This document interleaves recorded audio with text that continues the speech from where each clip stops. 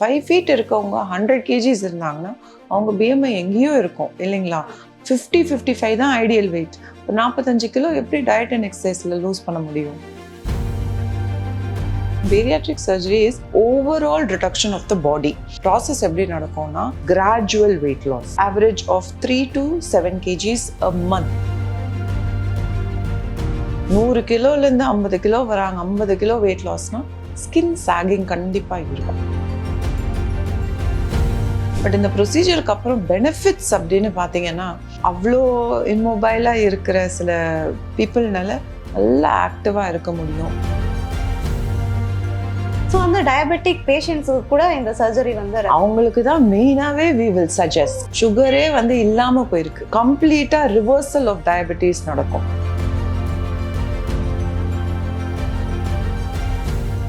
Dear women நேயர்களுக்கு வணக்கம். யூஸ்வலாக வெயிட் அதிகமாக இருக்குது அப்படிங்கிறப்போ வந்து நம்ம டாக்டர்ஸ் கிட்ட சஜஷன்ஸ் கேட்டோம் அப்படின்னா வந்து கன்சல்ட் பண்ணுறப்போ என்ன சொல்லுவாங்கன்னா டயட் இல்லை வந்து எக்ஸசைஸ் ஃபாலோ பண்ணுங்க, இந்த ட்ரீட்மெண்ட்ஸ் எடுங்க அப்படிங்கிற விஷயங்கள் வந்து ஜெனரலாக இருக்கும். பட் வந்து நம்ம இன்னும் அதிகமாக ஒரு 100 kgsக்கு மேலே இருக்காங்க அப்படிங்கிறப்போ வந்து சர்ஜரி அப்படிங்கிற வந்து தீர்வை நோக்கி டாக்டர்ஸ் வந்து நகர்த்துறாங்க. அப்படிங்கிறப்போவுமே வந்து சர்ஜரி வந்து சேஃபாக, எந்த சுச்சுவேஷனில் வந்து சர்ஜரியை வந்து கன்சிடர் பண்ண சொல்லுவாங்க, இந்த விஷயங்கள் தான் வந்து இந்த வீடியோவில் தெரிஞ்சுக்க போகிறோம். இது சார்ந்து பேசுகிறதுக்கு நம்ம கூட ஜெனரல் சர்ஜியோன் டாக்டர் பிரீத்தி அவர்கள் நினைச்சிருக்காங்க. மேம்கிட்ட நிறைய விஷயங்களை கேட்டு தெரிஞ்சுக்கலாம் வாங்க. நம்ம வந்து சர்ஜரி மூலமாக வெயிட் ரெடியூஸ் பண்ண முடியுமா? எஸ், கண்டிப்பாக முடியும். பட் யாருக்கு இந்த சர்ஜிக்கல் தேவை அப்படின்றது ரொம்ப முக்கியமான ஒரு விஷயம். So just because you want to lose ஒரு 5 kgs 10 kgsனா அதை பற்றி நம்ம சர்ஜிக்கல் பண்ணுறது ஒரு பாயிண்டே இல்லை. பட் இதுவே வந்து ஒரு 100+ kgs இருக்காங்க, என்னென்னமோ ட்ரை பண்ணிட்டாங்க, failure of diet and exercise, failure of lot of other methods of weight loss, அப்படியும் இருந்து இல்லை ஒரு 5 கிலோ இறக்குவாங்க, திருப்பி ஒரு 10 கிலோ ஏறுது.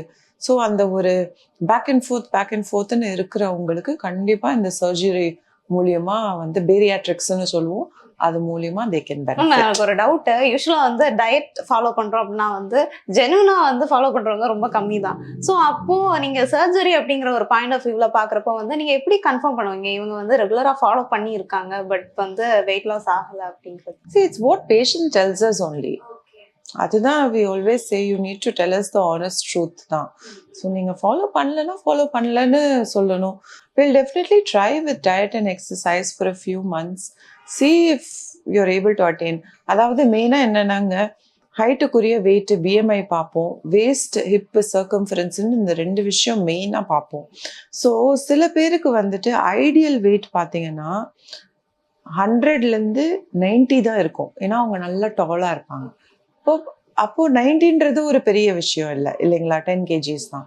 பட் சில பேர் ரொம்ப ஷார்ட்டாக இருப்பாங்க, ஒரு 5 feet தான் இருப்பாங்க. 5 feet இருக்கவங்க 100 kgs இருந்தாங்கன்னா அவங்க BMI எங்கேயோ இருக்கும் இல்லைங்களா. அவங்களோட ஐடியல் வெயிட் வந்து எங்கேயோ 50-55 தான் ஐடியல் வெயிட்.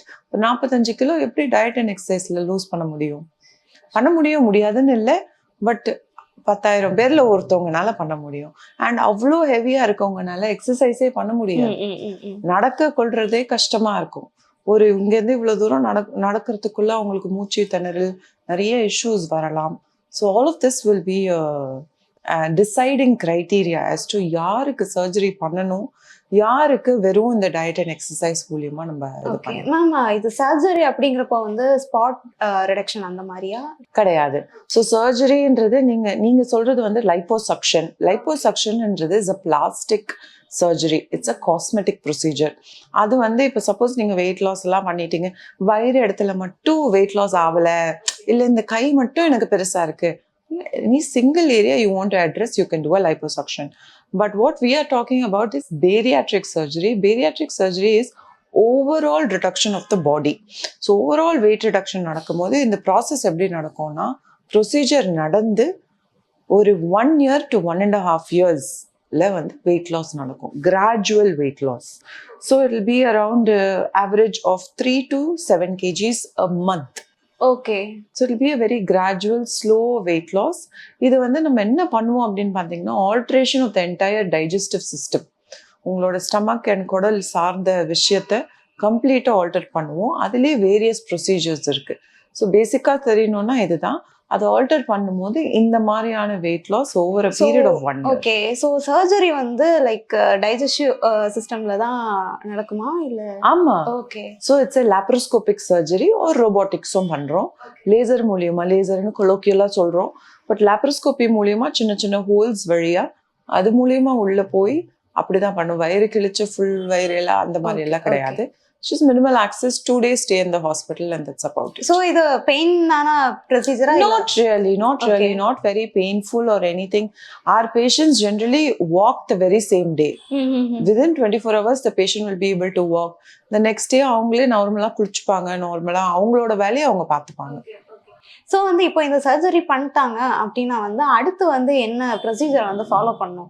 அடுத்து வந்து ஃபுட்ல வந்து எதுவும் ஃபுட் நம்ம எடுத்துக்கிறதுல வந்து டயட் அந்த மாதிரி எதுவும் இருக்கா? Yes. So first of all வந்து தேர் ஆர் ரெஸ்ட்ரிக்டிவ் ப்ரொசீஜர்ஸ். அதாவது நீங்க சாப்பிட்ற அமௌண்ட் வந்து கண்டிப்பா கொஞ்சம் கம்மியாகும். ஓகே ஓகே, பட் நார்மலாவே ஒரு 2 to 3 இட்லிஸ் சாப்பிட முடியும், 2 to 2 சப்பாத்திஸ் சாப்பிட முடியும், 1 cup of ரைஸ் சாப்பிட முடியும். இதுதான் நம்ம நார்மலா சாப்பிடணும். அது அவங்கனால சாப்பிட முடியும், பட் அது அளவுக்கு மீறி அவங்கனால சாப்பிட முடியாது. So that will be a restriction. And another thing, அது ஆட்டோமேட்டிக்காக அவங்களுக்கு சாப்பிட முடியாது, ஏன்னா பவுச் சைஸே கம்மி பண்ணிடுவோம். ஸோ ஸ்டமக் சைஸே கம்மி பண்ணும்போது அது ஏற்றுக்காது. அடுத்து நியூட்ரிஷனல் டெஃபிஷியன்சிஸ் கொஞ்சம் காமனான ஒரு கம்ப்ளைண்ட்டு. பட் அது வந்து நாங்கள் எங்கள் டீம் மூலியமா எப்படி பண்ணுவோம் அப்படின்னா, constant follow-ups and compulsory 3 to 6 monthsக்கு வந்து இந்த டெசிக்னேட்டட் ப்ரோட்டீன் இருக்கு, அந்த ப்ரோட்டீன் வந்து நீங்கள் எடுத்து தான் ஆகணும் அப்படின்ற ஒரு கம்பல்ஷன் நாங்கள் கொடுத்துடுவோம்.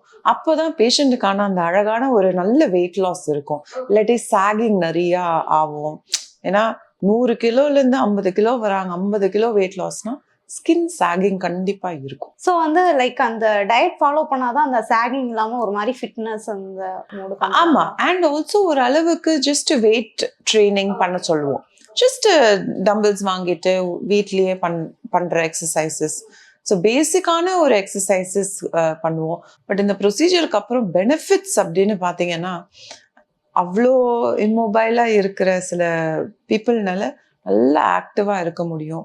அண்ட் அடுத்து வந்து இந்த முதுகு வலி, முட்டு வலி அது எல்லாமே அவங்களுக்கு சரியாக போயிடும். சுகரே வந்து இல்லாமல் போயிருக்கு. டயபெட்டிக்காக இருக்கிற பேஷண்ட்ஸ் கம்ப்ளீட்டாக ரிவர்சல் ஆஃப் டயபெட்டிஸ் நடக்கும்.